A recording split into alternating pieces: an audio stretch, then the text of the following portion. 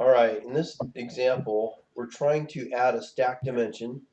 You can see in the top, we got 3 vertical stack dimensions, and we want to add one that we missed, the 1/2 inch flange. If you could click on the dimension, you'll see those are stack dimensions, and I can move it to the right,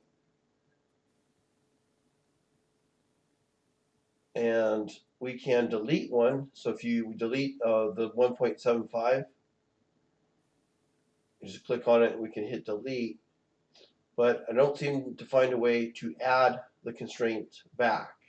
So if I want to put the dimension back in, no, don't hit undo. Oh, okay. Select your dimension. Before on V5, you would have an add or delete option, or you could just grab another line. So right now we should be able to just grab a horizontal line and it will dimension to it. But as soon as we click on it, it doesn't take it. So in order to fix this, we got to delete all the stack dimensions. Should I go ahead and do Delete that? all the stack dimensions. And then recreate all the stack dimensions. And it doesn't seem like we should have to start all over. Mike, you always want to grab on the right side, not towards the middle, towards the right, so it puts the extension on the right end. On the top line, you grab too far on the left. You want to grab to the right of the line. Hit undo. Hit to the right side of the line where the extension line is going to come from.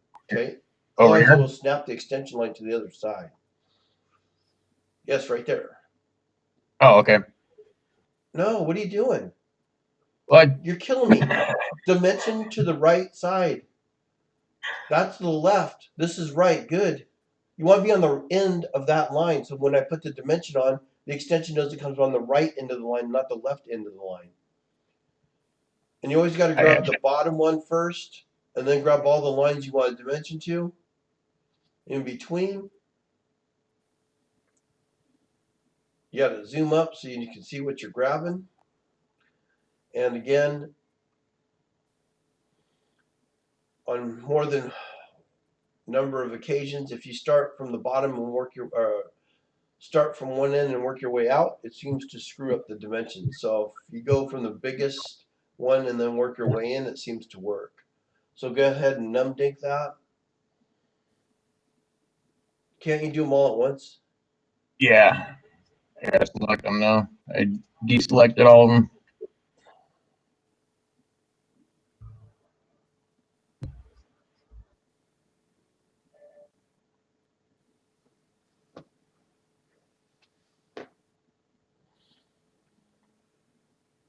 Okay, you got to change your system spacing because they're going to be too tight.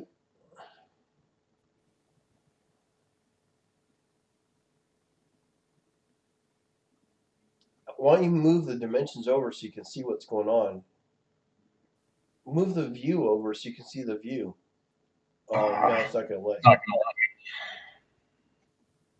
Okay, now we got to fix the arrowheads because the arrowheads don't come in correct.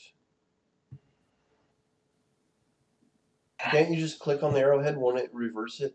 Do we have to do it that Yeah. way? Okay. Oh, there it goes. The Okay. fact the one on the bottom's no good.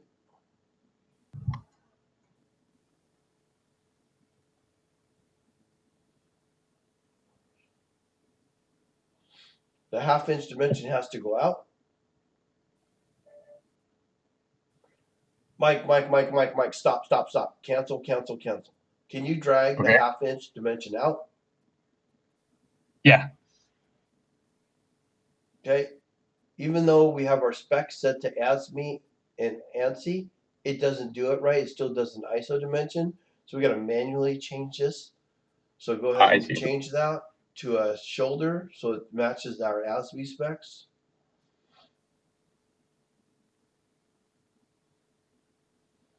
Okay, so 2 questions. How can we just add the stack dimension that we're missing so we don't have to start all over? How do we get the shoulder to come in? We're in ASME specs. If you go to your preferences and go to drafting, legacy preferences, Oh, damn it. When we go to drafting, you'll think I'm- see you're in drafting already. Yeah. Go to, was it generation? One of them. Go to the tabs. The very first tab.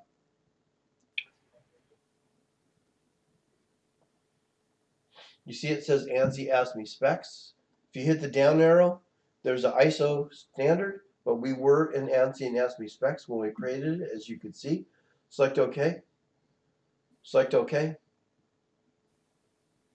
The 1/2 inch dimension though didn't come in the shoulder. Click on no man's zone. You don't see the shoulder unless we go in and manually do it. If it were truly ANSI ASME specs, it should already know how to do it like it does it on SolidWorks. All right, so that's the questions we're looking to get answered.